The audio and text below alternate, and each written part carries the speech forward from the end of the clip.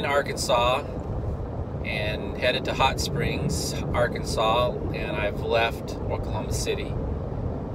So let's kind of recap on Oklahoma City. I pull into town and I realize that I came in a day late, which was meant to be because there was a hailstorm the day before, so that was God just protecting me. Perfect weather the whole time I was there, a little windy the first night. I went to go see the Oklahoma City bombing memorial, which was fantastic, very moving. Reminds us of how things can just change in a minute in our lives. And even though it was 1995, 901, and their sandwich of time in 903, because it happened in 902, so 901 everything's perfect, and 903 the whole city and country's on edge because of one person's desire to be mad at the government. 168 people died. I know everybody knows all the facts, but being there and looking at it and seeing the children that were killed, and how literally half the building falls and the other building doesn't, which means that some people were like barely scratched and other people are killed and squashed. We just don't know what the Lord has for us every day. So we just need to count our blessings while we have them.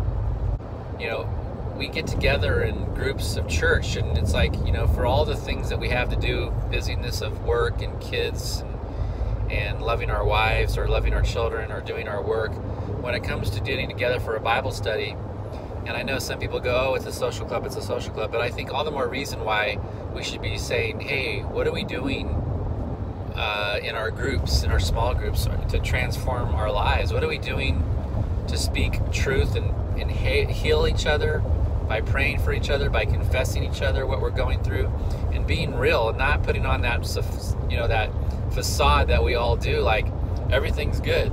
If we can bring to Him what really we're feeling, it's like, hey, if you only have Friday night to do this, all the more reason if you're going to take 2 hours out of your week, that, you know, those 2 hours should be well spent in building your spiritual journey as an individual or as a couple, as a family, whatever that it is. And I really kind of feel like it should be as an individual, because church is for the family and your dinner time is for the family, but where is it for, you know, individually, where you can talk to people, you know, about exactly what's going on.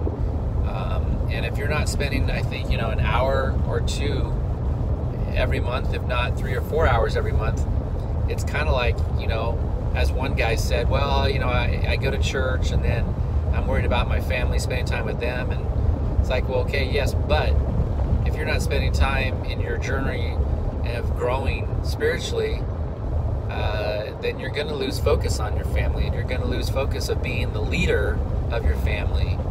And I think that's what's important, is that you lead your family as a spiritual head, and you need to be equipped to do that in your alone time or in your time when, you know, with the guys.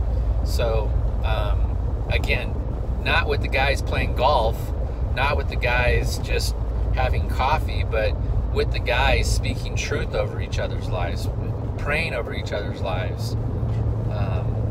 And I'm not saying you can't do that as a married couple. I'm not saying that you can't do that alone, but I think it's more powerful when you're in a group of men, or in a married couples groups, or a singles group, where you're actually doing it. So I think all of them are necessary, or all parts of them should be a part of your, you know, of your walk. Anyhow, so I go to another church. I'm trying to plug in, and they're very weary about who I am, what I'm doing, and I just like, okay, God, tell me what I'm supposed to do. And I just felt like they asked me to do their CR, and I just told them yes, but after just sensing the Spirit, I just kind of like, Lord, I think it's time to move on and go. And I didn't want to spend 2 more nights there without having a strong sense of my spirit wanting to be there. And now as I pull into this town, I just really feel like the weather, the location, my Airbnb host told me about this, and I don't think it's a mistake. I'm supposed to be here instead of Little Rock, which again, that might change when I get there, but I'm feeling like this is the place I'm supposed to be right now. I'm not even there. And I kind of had this dream, which I'm just going to mention because it's on the top of my mind as I was sharing it, but it's like this dream. I was talking with a person, and this person was like, well, where's the proof that God's given you these promises? Where's the proof of what God's going to give you because you're waiting, for these things? And it's kind of like my answer was to this person, I don't have any proof. All I have is just the promise. And I think the rebuttal was, well, I have this and I'm getting that and I'm getting this, I'm getting that. What are you getting from God? I'm getting this from a person in my world, a physical person, a worldly person. And you're waiting on all these, God promises that you have no proof of.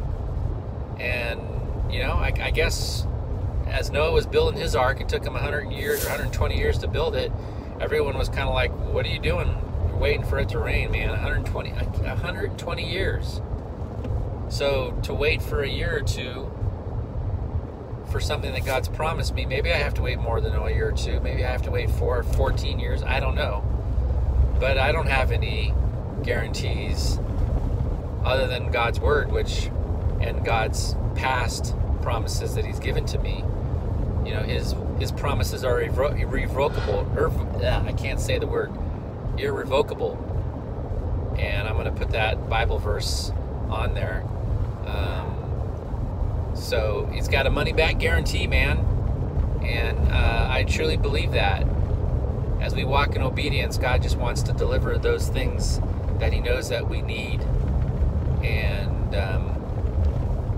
when he tells me things, I just want to be anticipating that just like a little kid. So call that wrong? I don't know. I don't think so, because again, it says when our worldly fathers want to do that for our children, how much more will I want to do for you? So anyhow, I think that's my third verse in this without saying the verses, so I'll find that one too. All right, as I pull into 20 miles away from Hot Springs, wish me luck. Thank you for all your prayers. And Oklahoma City is done. They didn't get swept out of a tornado, but I'm really glad that I was able to experience that culture and a new culture in front of me. God bless.